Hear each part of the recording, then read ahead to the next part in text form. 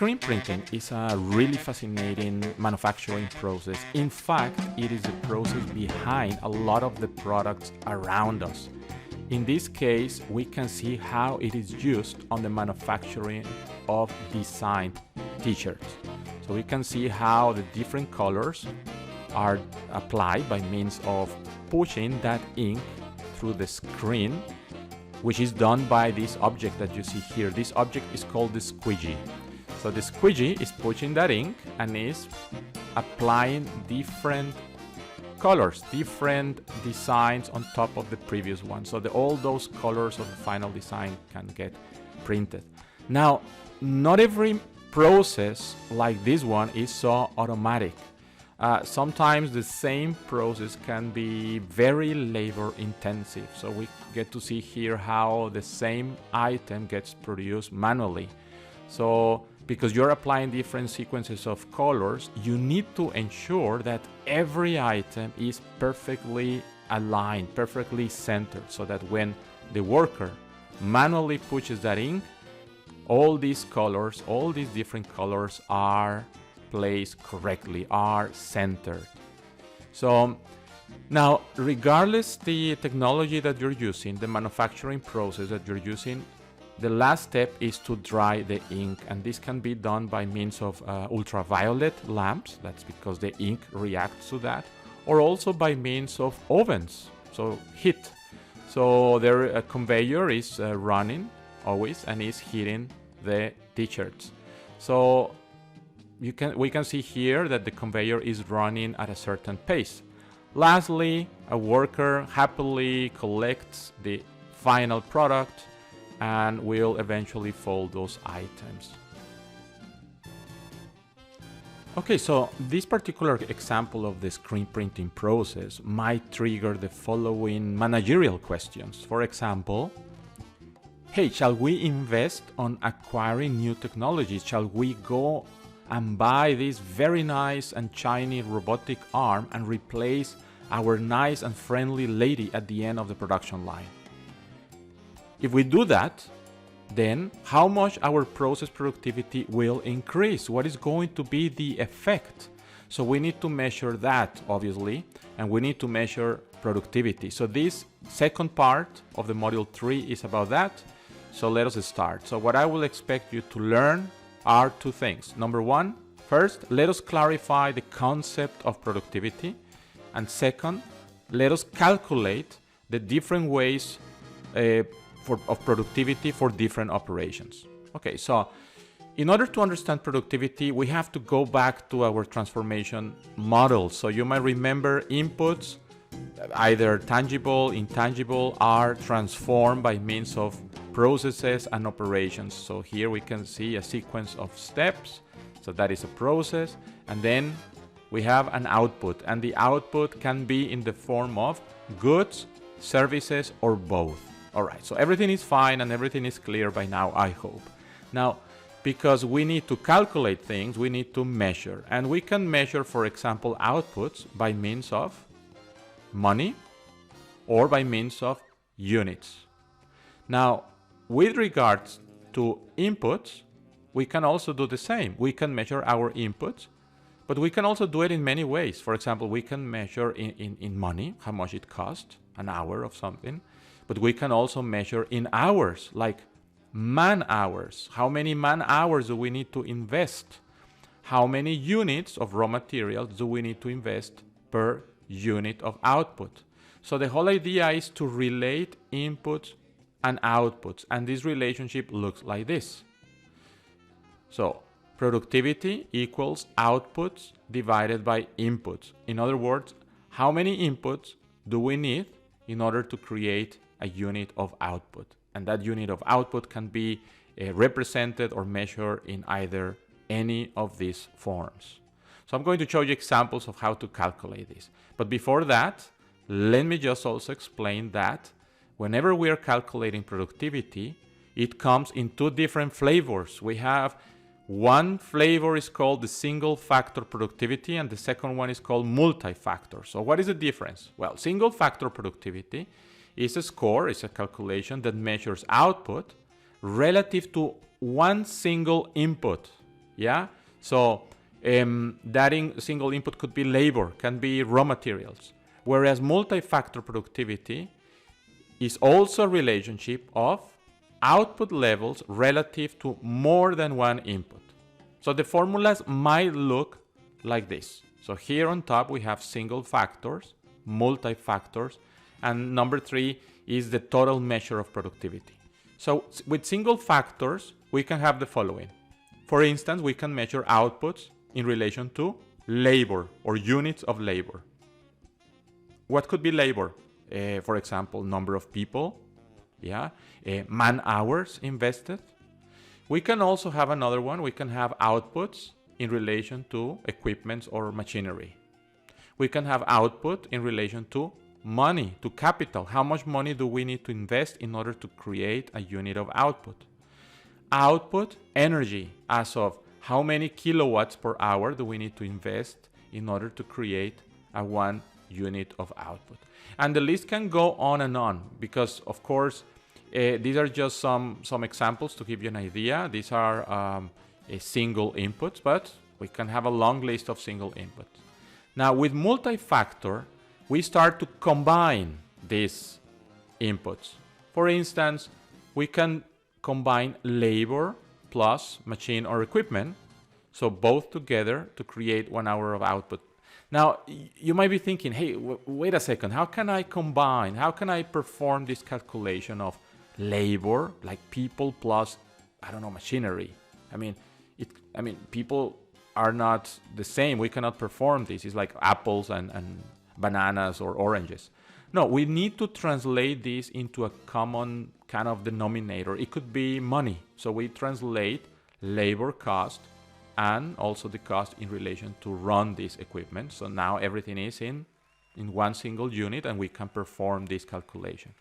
It will be the same here. We can have output and now we are including labor, capital, and energy. But once again, we want to have all this denominator with the same units. I would say that money is the way to solve this situation. Now we can combine all the inputs and all the outputs into what we call the total measure.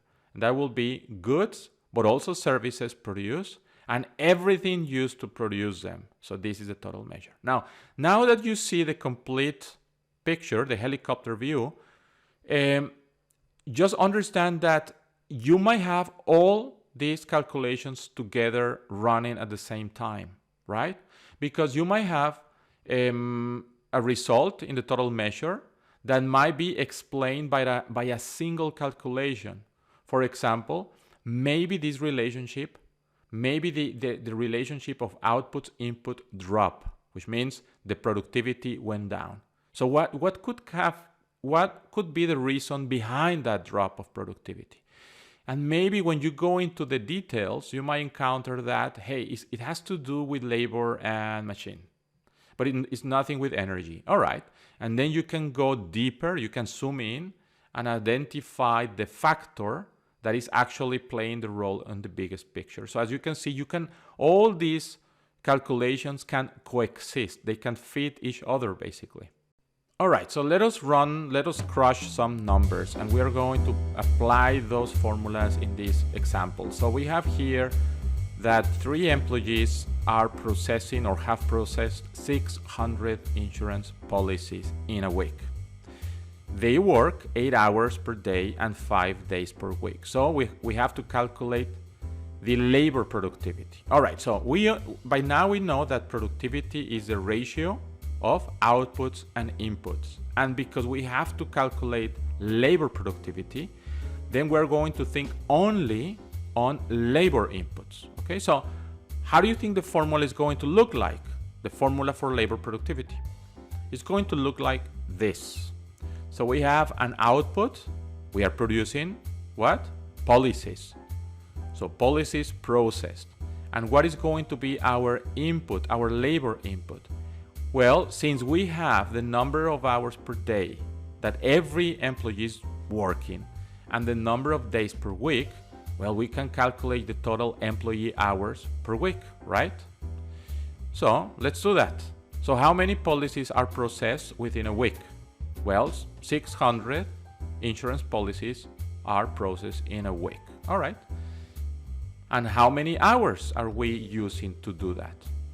Well, it's going to look like this. 600 output and input, 3 employees times 40 hours per employee. So when we run the math, we're going to have the following result. 5 policies an hour. And you can also see here that is a rate of production, units, time, as if there would be like a pipeline and the policies are flowing. And we can, if we could measure that with a clock, we're going to see that we're producing 5 policies an hour. So this is one way to measure the productivity for this office. Okay, so let's move on to the second part of the example. A team of workers, they make 400 units of a product, which is sold in the market for $10 each. The accounting department reports that for this job, the actual costs are $400 for labor, $1,000 for materials, and $300 for overheads. Now we're going to calculate the multi-factor productivity. So now we are going to integrate more than one single factor. We have more factor, more inputs. What are the inputs that we have here? Well, look at this: labor, materials, and overheads. What are the outputs? Units. But we also know that units, we can quantify them in monetary terms, because each unit of those have the market value of $10. Okay, so when we create our formula, we have that the multi-factor productivity is going to be the value of the output, the value because of monetary term, and the cost, the labor cost, the material cost, and the overhead cost. So you can see here that we have money on top, but also money on the bottom. So numerator, denominator, if I'm right with my English here. So what is the value of the output? 400 units times 10, that will be $4,000. That is the value. And how much money did we have to invest? We have to invest the addition of these 3 figures, which is 1,700, so that when we run this calculation, we have a result of 2.35. Now, here, have a closer look. We have no units. There is no rate of production. What we have here is it's kind of an index. It's a proportion, as if for every dollar that we invest, we create $2.35. So this is a way that you can see this number. So it's just an index, it's just a relationship, but not units as in the previous example. All right. Moving on. Here's another example. Let me tell you that Natalie Attire, they make very fashionable garments, and during a particular week, employees worked 360 hours to produce a batch. A batch is a limited amount of products of 132 garments, from which 52 were seconds. That means that they were flawed, and maybe they will go to the outlet store. Seconds are sold for a lower price. That means $90 each at the outlet. But the remaining, they are sold at retail price, which is $200 each. So we have here that we have inputs, people working this amount of hours, and the total amount is 132, but not every garment is the same. Some are seconds with this value, and some are, good products, and they have this value. So now we have to calculate the labor productivity ratio. So what does that mean? It means that we have to calculate the value of that output by considering the amounts and the prices in relation to every single amount. So we're going to do that, and we're going to also do that for our inputs.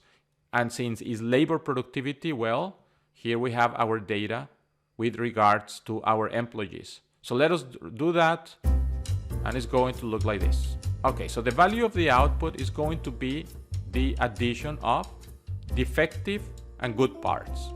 We have 52 defective. These are the seconds, which are valued $90-ish. And then we have 80 good garments at a retail price of 200. So when we run this calculation, we can say that what we have produced as a value is $20,000, 680. Okay. Now let's move on into the input. Now, inputs are labor hours, and we know that we have 360 hours. So when we run the calculation, 20,000 in relation to 360 hours, which is all what we need for labor productivity, we know that the result is going to be $57.44 of sales per hour. So this is one way to measure the productivity in relation to this case. So nothing new, as you can see that the formula remains the same.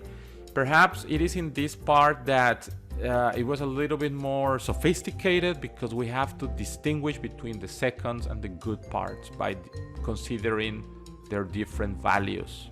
But besides that, that's all. So once again, maybe here a hint for you. Every time that you are confronted with any kind of productivity related question, make a pause and think about outputs, and think about later on inputs.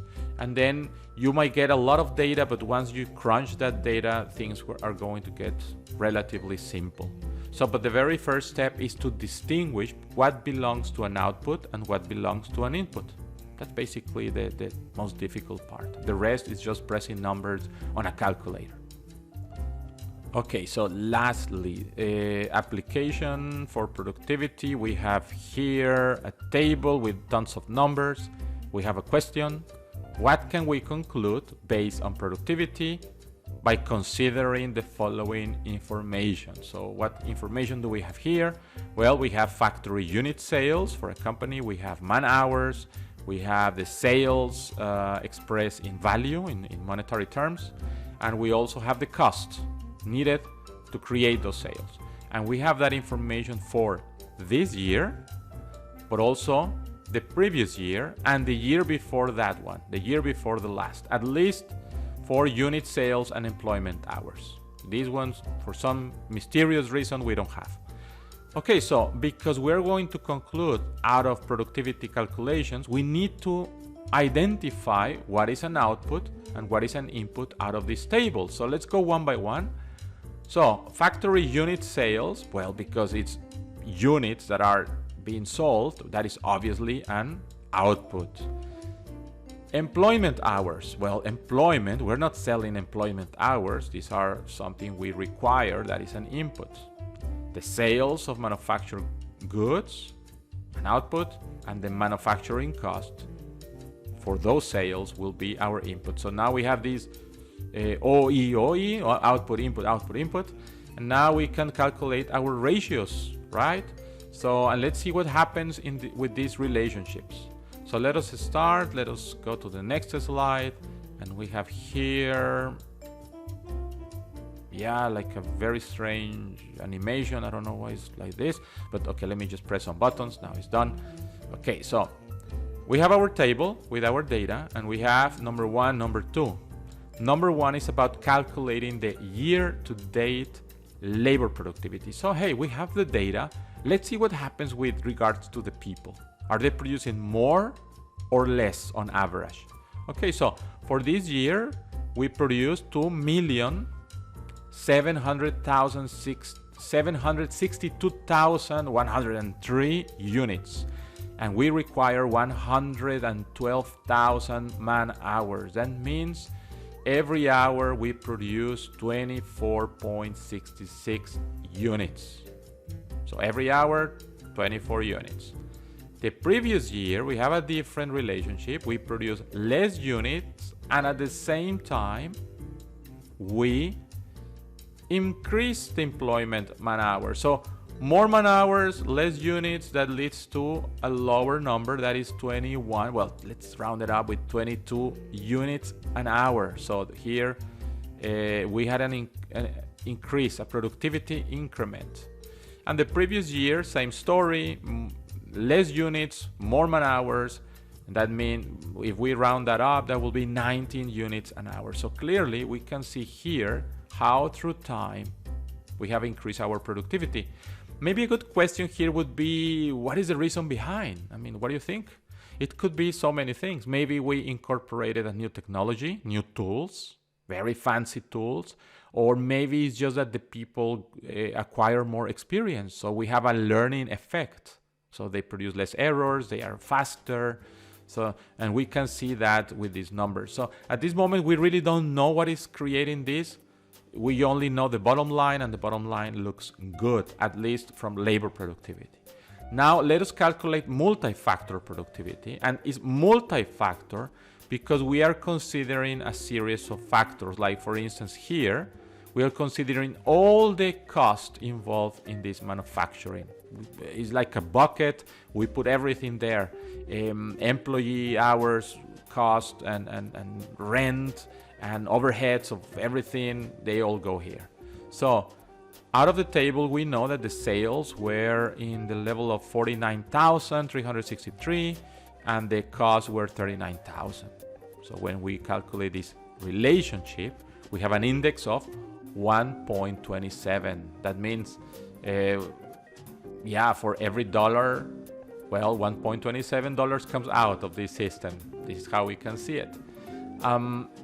In the previous year, we also had something positive, but a little bit lower. I mean, it's 1.24. Now, what is interesting here is that when we have a bigger look, a helicopter view of all these figures, of what is happening here with the labor productivity and the multi-factor productivity, we will notice that even though the labor productivity had an increment of this level, the multi-factor productivity wasn't that dramatic. It was kind of the same almost. So it's more or less, we can conclude that the business is behaving in terms of productivity very stable, and that means nevertheless our labor productivity is increasing, but we don't see that on our bottom line. That means that maybe there is another productivity factor that is going down, perhaps. Maybe we're using more energy, so which means we are incurring into higher cost. Maybe we are, utilize a new technology, a very fancy Chinese robotic arm, and we replace a nice lady from the screen printing process, and that, ramp up our figures with regards to labor productivity. But now running that robot is more expensive than very nice lady, and we don't see really any kind of benefit like on the bottom line, So this is something we can conclude, but we are just here, these are just hypotheses because we lack a lot of information. Okay, so, well, I mean, we can still apply this concept of productivity to different environments, like university, for instance. And a question that I would like to ask you next time that I see you is, how would you measure the productivity of Fontis Venlo? So that means that we need to think about what kind of outputs do we have, and we can have different type of outputs, and what are the inputs. So think about all the resources, overheads, and everything that we require to create those outputs. Let us discuss that on our next session. Moreover, I have here another reflection, because coming back to the case of the screen printing process, the question here is the goal, the final goal for a business to increase productivity? Is the final goal for a business to increase productivity? I mean, we can invest on very nice technologies, but what is the bottom line? I mean, at the end, what matters? Again, let us discuss about this reflection on our next session, next time that I see you. That's it for now. That's for productivity calculations. No rocket science. Thanks a lot, and until next time. Bye-bye.